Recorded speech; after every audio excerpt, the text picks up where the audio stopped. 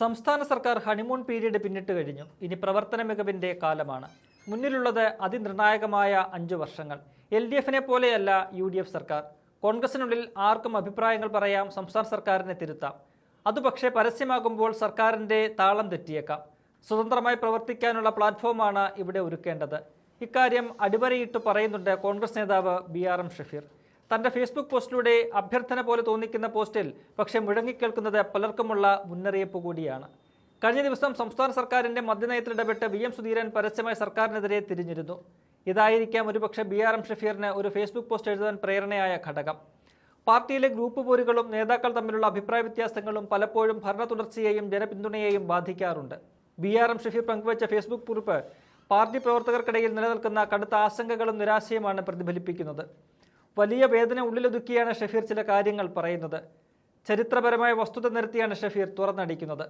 1991 K. Karunakaran സർക്കാരിന്റെ കാലത്തെ വികസന നേട്ടങ്ങളെക്കുറിച്ചുള്ള ഓർമ്മപ്പെടുത്തലോടെയാണ് കുറിപ്പ് തുടങ്ങുന്നത്. നെടുമ്പാശ്ശേരി വിമാനത്താവളം, ഏഴിമല നാവിക അക്കാദമി, വല്ലാർപാടം ടെർമിനൽ, ഗോശ്രീ പദ്ധതി തുടങ്ങിയവയെല്ലാം ആ കാലഘട്ടത്തിന്റെ സംഭാവനകളാണ്. എന്നാൽ അത്തരം വികസന പാതയിൽ നിന്ന് പാർട്ടിക്ക് വ്യതിചലിക്കേണ്ടി വന്നത് ഗ്രൂപ്പ് യുദ്ധങ്ങളും നേതാക്കൾ തമ്മിലുള്ള ശീതസമരങ്ങളും മൂലമാണെന്ന് അദ്ദേഹം വിലയിരുത്തുന്നുണ്ട്. ചരിത്രത്തിലെ വിവിധ ഘട്ടങ്ങളിൽ, പ്രത്യേകിച്ച് 2001 ആന്റണി സർക്കാരിന്റെ കാലത്തും 2011 ഉമ്മൻചാണ്ടി സർക്കാരിന്റെ കാലത്തും പാർട്ടിക്കുള്ളിൽ തന്നെയുണ്ടായ വിമർശനങ്ങളും കാലുവാരലുകളും ഭരണത്തെ എങ്ങനെ ബാധിച്ചു എന്ന പോസ്റ്റിൽ അക്കമിട്ട് നിരത്തുന്നുണ്ട്. വേലി തന്നെ വിളവ് തിന്നുന്ന അവസ്ഥയിലേക്ക് കാര്യങ്ങൾ മാറിയതാണ് പലപ്പോഴും UDF സർക്കാരുകളുടെ പതനത്തിന് കാരണമായത്. ബാർക്കോഴ വിവാദമടക്കമുള്ള വിഷയങ്ങളിൽ പാർട്ടിക്കുള്ളിലെ രഹസ്യങ്ങൾ ചോർത്തിയതും സ്വന്തം മന്ത്രിമാരെ പ്രതിരോധത്തിലാക്കാൻ നേതാക്കൾ തന്നെ മത്സരിച്ചതും പ്രവർത്തകരുടെ മനോവീര്യം തകർത്ത കാര്യം കൂടി ചൂണ്ടിക്കാണിക്കുന്നുണ്ട് ഷഫീർ.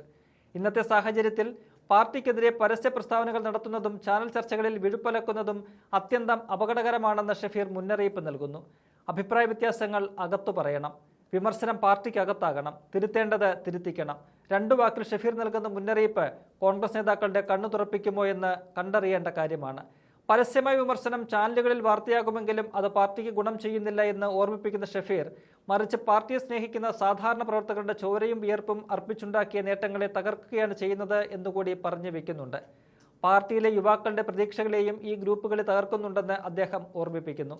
സ്വന്തം പാർട്ടിയുടെ ഗവൺമെന്റിനെ സ്ഥാനത്തിരുന്ന് വിമർശിക്കുന്ന ശൈലി പുതിയ തലമുറയ്ക്ക് അരോചകമാണ്. അച്ചടക്കമില്ലാത്ത ഇത്തരം പ്രവണതകൾ അവസാനിപ്പിച്ച് ഐക്യത്തോടെ മുന്നോട്ട് പോയാൽ മാത്രമേ ജനമനസ്സുകളിൽ ഇടം പിടിക്കാനും ഭരണം തിരിച്ചുപിടിക്കാനും സാധിക്കുകയുള്ളൂ എന്ന വ്യക്തമായ രാഷ്ട്രീയ സന്ദേശം കൂടി ഷഫീർ പങ്കുവയ്ക്കുന്നുണ്ട്. 2011 2 സീറ്റ് ഭൂരിപക്ഷവുമായി ഉമ്മൻചാണ്ടി ഭരണത്തിലേറിയതിന് പിന്നാലെയുണ്ടായ ചില അസ്വാരസ്യങ്ങളും അദ്ദേഹം ചൂണ്ടിക്കാണിക്കുന്നുണ്ട്.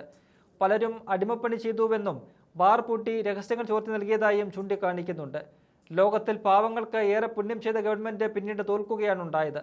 ആഭ്യന്തരമന്ത്രിയെ സംഘിയാക്കാനും എക്സൈസ് മന്ത്രിയെ കള്ളനാക്കാനും റവന്യൂ മന്ത്രിയെ ഭൂമാഫിയാക്കാനും കോൺഗ്രസുകാർ തന്നെ മത്സരിച്ചുവെന്ന് പറഞ്ഞതിന് പിന്നാലെയാണ് വേലി തന്നെ വിളവ് തിന്നുന്നു എന്ന പഴഞ്ചൊല്ലിൽ കോൺഗ്രസിന്റെ ദൈന്യതയെ കൂടി കൂട്ടിക്കെട്ടുന്നുണ്ട് BRM ഷഫീർ.